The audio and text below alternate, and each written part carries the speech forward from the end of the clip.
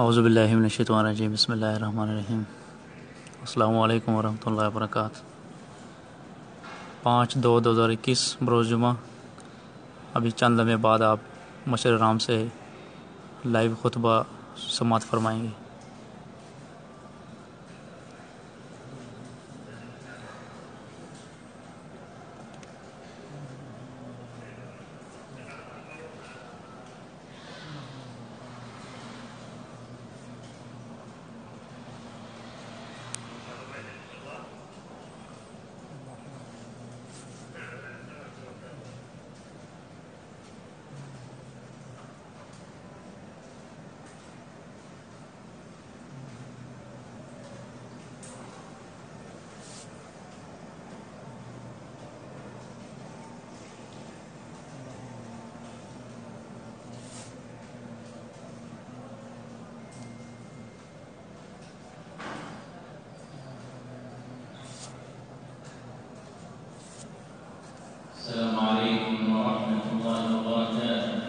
वालेकुम अस्सलाम।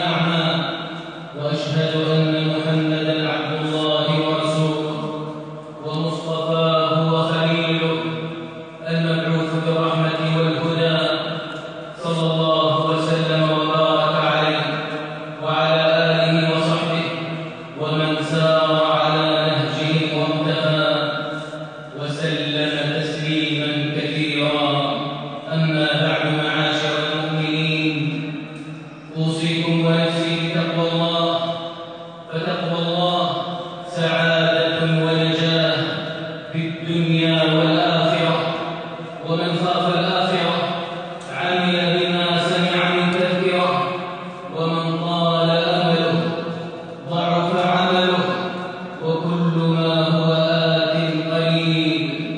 واتقوا يوما ترجعون فيه إلى الله ثم توفى كل نفس ما كسبت وهم لا يظلمون. أمة الإسلام، إن من أشد المواقف على العباد يوم القيامة بأهواله المفزعة وأحواله المخيفة. ونفخ في الصور فصعق من في السماوات ومن في الأرض إلا من شاء الله، ثم نفخ فيه أخرى فإذا هم قيام ينظرون. فيحشر الناس حفاة عراة غرلا، مع كل نفس سائق يسوقها وشهيد يشهد عليها، والناس بين ضاحك مسرور وباك مثبور، وآخذ كتابه بيمينه وآخذ كتابه بشماله أو من وراء ظهره. فيحشر المستحقون إلى الرحمن وفدا، ويساق المجرمون إلى جهنم وردا. فأما من أوتي كتابه بيمينه فسوف يحاسب حسابا يسيرا، ويقول فرحا مسرورا: هاؤم اقرءوا كتابيه إني ظننت أني ملاق حسابيه. وأما من أوتي كتابه وراء ظهره فسوف يدعو ثبورا، ويقول نادما حسيرا: يا ليتني لم أوت كتابيه ولم أدر ما حسابيه. إخوة الإيمان، في ذلك اليوم المشهود يوضع الميزان، وهو ميزان حقيقي له كفتان يميل بالحسنات والسيئات، لا تكيفه العقول ولا تتصوره الأذهان، يزن كل صغيرة وكبيرة. قال الإمام أحمد: والميزان حق توزن به الحسنات والسيئات كما يشاء الله أن توزن. ونضع الموازين القسط ليوم القيامة فلا تظلم نفس شيئا، وإن كان مثقال حبة من خردل أتينا بها وكفى بنا حاسبين. ولقد دلت نصوص الكتاب والسنة على أن العبد وعمله وصحيفة أعماله كل ذلك يوضع في الميزان يوم القيامة.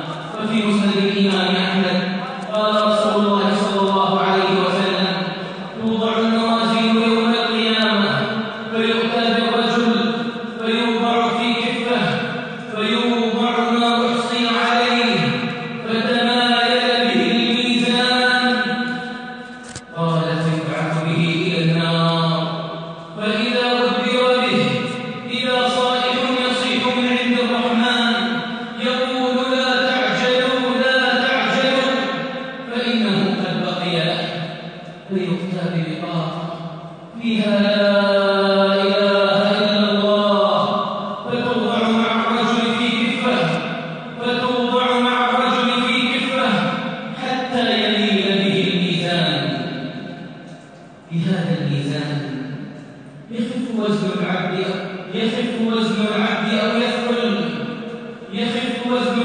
أو يثقل بحسب إيمانه وأعماله لا بضخامة جسده.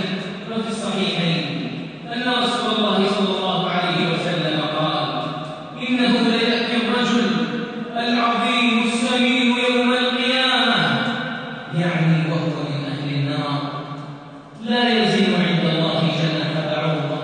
اقرأوا: فلا نقيم لهم يوم القيامة وزنا. وهذا ابن مسعود رضي الله عنه ثاني يشتري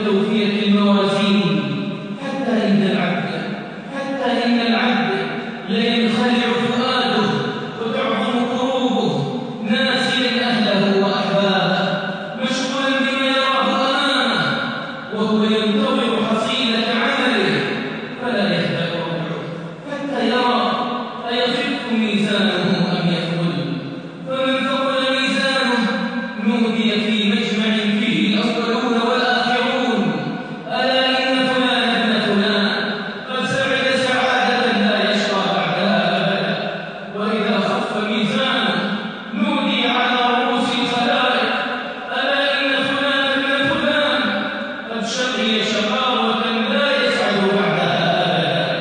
وفي سنن أبي داود أن عائشة رضي الله عنها ذكرت النار فبكت فقال رسول الله صلى الله عليه وسلم ما يبكيك؟ قالت ذكرت النار فبكيت فهل تذكرون أهليكم يوم القيامة؟ فقال رسول الله صلى الله عليه وسلم أما في 3 مواطن فلا يذكر أحد أحدا عند الميزان حتى يعلم أيخف ميزانه أو يثقل وعند الكتاب حين يقال هاؤم اقرءوا كتابيه حتى يعلم أين يقع كتابه أفي يمينه أم في شماله أم من وراء ظهره وعند الصراط إذا وضع بين ظهري جهنم فإذا انتفخ الصور فلا أنساب بينهم يومئذ ولا يتساءلون فمن ثقلت موازينه فأولئك هم المفلحون ومن خفت موازينه فأولئك الذين خسروا أنفسهم في جهنم خالدون. وإن من عظيم رحمة الله تعالى بهذه الأمة أن جعل رسولها صلى الله عليه وسلم يحضر موطن شدة الميزان وهوله ليكون شفيعا لأمته. ففي سنن الترمذي قال أنس رضي الله عنه سألت رسول الله صلى الله عليه وسلم أن يشفع لي فقال أنا فاعل. قال قلت يا رسول الله فأين أطلبك؟ يعني في أي عرصات القيامة أبحث عنك؟ قال اطلبني أول ما تطلبني على الصراط. قال قلت فإن لم ألقك على الصراط؟ قال فاطلبني عند الميزان. قلت فإن لم ألقك عند الميزان؟ قال فاطلبني عند الحوض فإني لا أخطئ هذه 3 المواطن يعني لا بد أن تلقاني في واحدة من هذه المواطن. وأسعد الناس بشفاعة النبي صلى الله عليه وسلم في تلك العرصات هم أهل التوحيد والإخلاص وإن من فضل الله تعالى على عباده أن جعل الأعمال التي يثقل بها الميزان كثيرة فمن أعظمها بعد التوحيد الجود بالخلق الحسن وهو شيء هين وجه طريق ولسان لين ويدخل فيه استقامة في دين وبشاشة في دين وتفريج كربة وكلمة طيبة وعفو وإحسان وبر بوالدين وحسن الخلق أكثر ما يدخل الناس الجنة وبه يدرك صاحبه درجة الصائم القائم بل صاحبه أحب الناس للنبي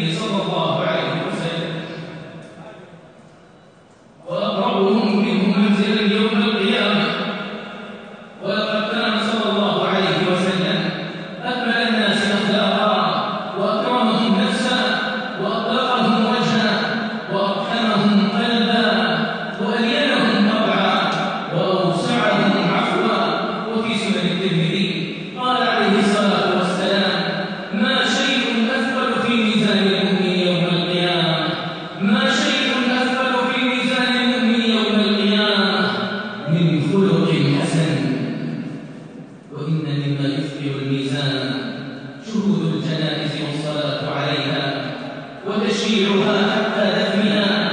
وفي الصحيحين قال النبي صلى الله عليه وسلم: من شهد الجنازة حتى يصلى عليها فله قيراط، ومن شهدها حتى تدفن فله قيراطان.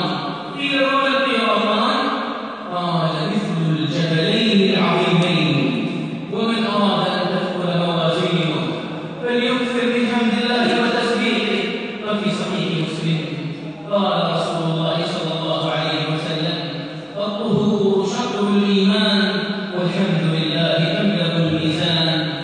وسبحان الله والحمد لله تملأان أو تملأ ما بين السماوات والأرض. وكلمتان حبيبتان إلى الرحمن، خفيفتان على اللسان، ثقيلتان في الميزان. سبحان الله وبحمده سبحان الله العظيم. وعن جويرية رضي الله عنها وأرضاها أن النبي صلى الله عليه وسلم خرج من عندها بكرة حين صلى الصبح وهي في مسجدها، ثم رجع بعد أن أضحى وهي جالسة رضي الله عنها وأرضاها، فقال: ما زلت على الحال التي فارقتك عليها؟ قالت: نعم. قال النبي صلى الله عليه وسلم: لقد قلت بعدك 4 كلمات 3 مرات لو وزنت بما قلت منذ اليوم لوزنتهن. سبحان الله وبحمده عدد خلقه ورضا نفسه وزنة عرشه ومداد كلماته. رواه مسلم.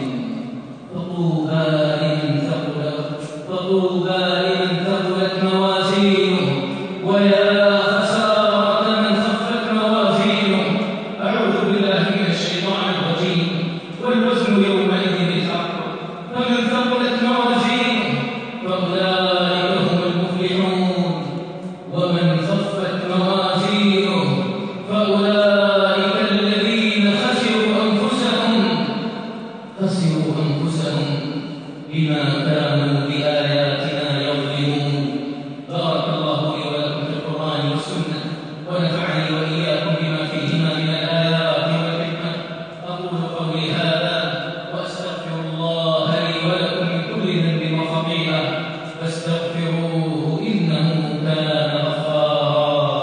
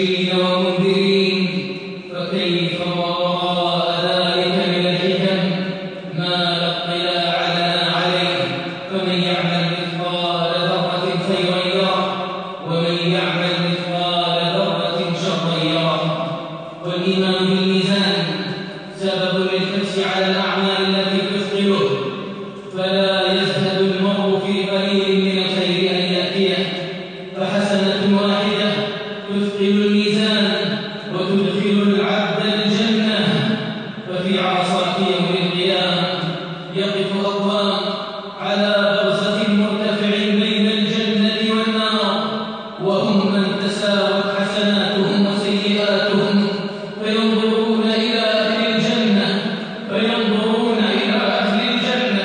ويتمنون حسنة واحدة ليكونوا معهم، فيحبسون على الأعراف ما شاء الله أن يحبسوا، ثم يدخلهم الله تعالى برحمته الجنة. وعلى الأعراف رجال يعرفون كلا بسيماهم ونادوا أصحاب الجنة أن سلام عليكم، لم يدخلوها وهم يطمعون، وإذا صرفت أبصارهم تلقاء أصحاب النار قالوا ربنا لا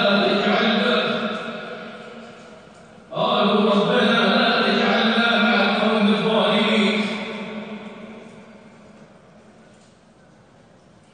وفي صحيح مسلم قال النبي صلى الله عليه وسلم: لا تحقرن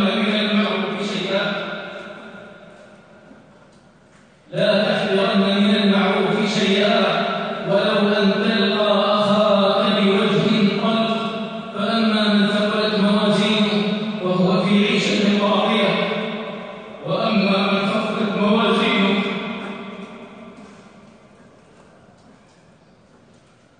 فأمه هاوية، وما أدراك ما هي، نار حامية. كما أن الإيمان بالميزان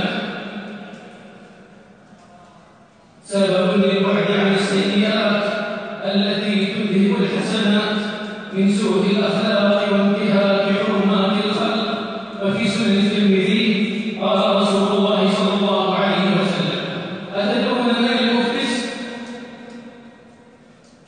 قالوا المفلس فينا يا رسول الله من لا درهم له ولا متاع. قال رسول الله صلى الله عليه وسلم: المفلس من أمتي من يأتي يوم القيامة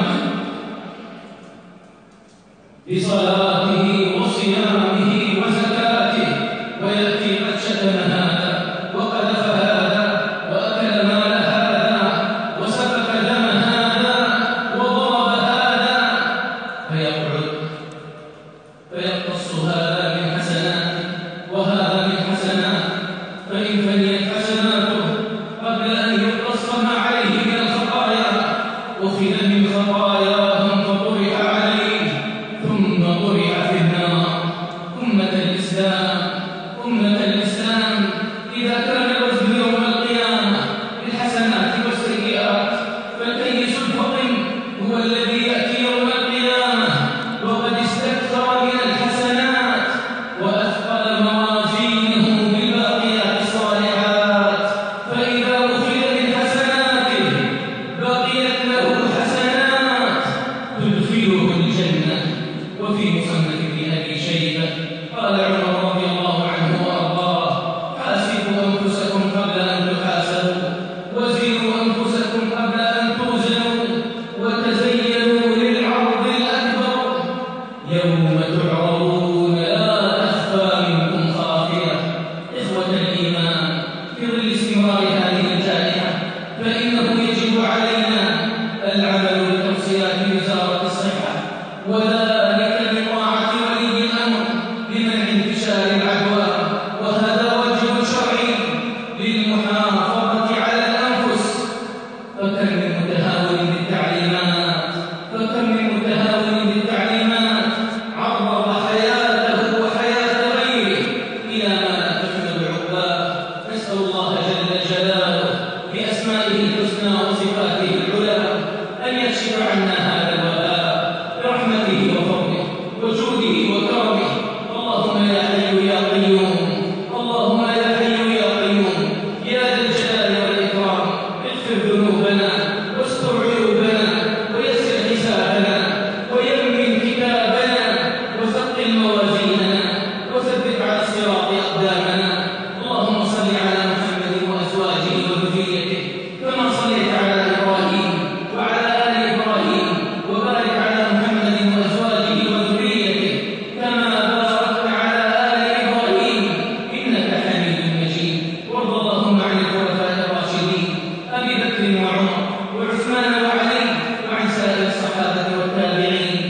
ومن تبعهم بإحسان إلى يوم الدين، وعنا معهم بعفوك وكرمك وجودك ومنتك يا أرحم الراحمين. اللهم أعز الإسلام والمسلمين، اللهم أعز الإسلام والمسلمين، اللهم أعز الإسلام والمسلمين، واجعل هذا البلد آمنا مطمئنا وسائر بلاد المسلمين. اللهم أصلح أحوال المسلمين في كل مكان برحمتك يا الإكرام. اللهم إنا نسألك بفضلك ومنتك أن تحفظنا من كل سوء ومكروه. اللهم ادفع عنا البلاء والوباء والربا والزنا والزلازل والمحن وسوء الفتن ما ظهر منها وما بطن. اللهم إنا نعوذ بك من جهل البلاء ودرك الشقاء وسوء القضاء وشماتة الأعداء. اللهم إنا نسألك من الخير كله عاجله وآجله ما علمنا منه وما لم نعلم، ونعوذ بك من الشر كله عاجله وآجله ما علمنا منه وما لم نعلم. اللهم إنا نسألك الجنة وما قرب إليها من قول أو عمل، ونعوذ بك من النار وما قرب إليها من قول أو عمل. اللهم أحسن عاقبتنا في الأمور كلها، وأجرنا من خزي الدنيا وعذاب الآخرة. اللهم اشف مرضانا وعاف مبتلانا وارحم موتانا وكن للمستضعفين منا. اللهم يا ذا الجلال والإكرام يا حي يا قيوم، وفق خادم الحرمين الشريفين بما تحب وترضى، واجزه عن الإسلام والمسلمين خير الجزاء.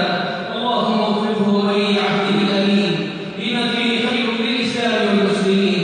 اللهم وفق جميع ولاة أمور المسلمين بما تحبه وترضاه برحمتك وفضلك وجودك ومنتك يا أرحم الراحمين. اللهم انصر جنود المرابطين على حدود بلادنا. اللهم عليك بعدوك وعدوهم يا قوي يا عزيز يا ذا الجلال والإكرام. لا إله إلا أنت سبحانك إنا كنا من الظالمين. ربنا تقبل توبتنا واغسل حوبتنا وأجب دعوتنا وثبت حجتنا واهد قلوبنا وسدد ألسنتنا واسلل سقيمة قلوبنا. ربنا ظلمنا أنفسنا وإن لم تغفر لنا وترحمنا لنكونن من الخاسرين. ربنا اغفر لنا ولإخواننا الذين سبقونا بالإيمان ولا تجعل في قلوبنا غلا للذين آمنوا. ربنا إنك رؤوف رحيم. ربنا آتنا في الدنيا حسنة وفي الآخرة حسنة وقنا عذاب النار. سبحان ربك رب العزة عما يصفون وسلام على المرسلين والحمد لله رب العالمين.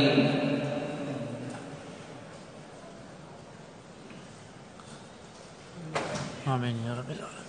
وصلى الله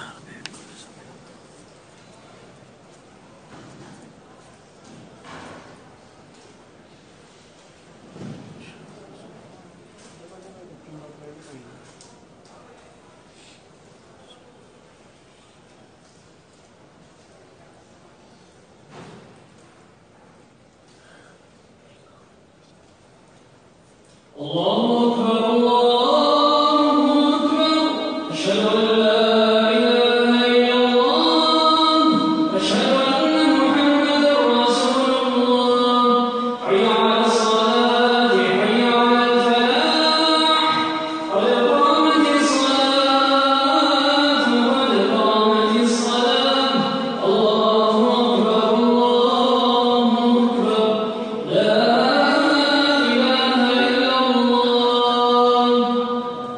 استووا استووا.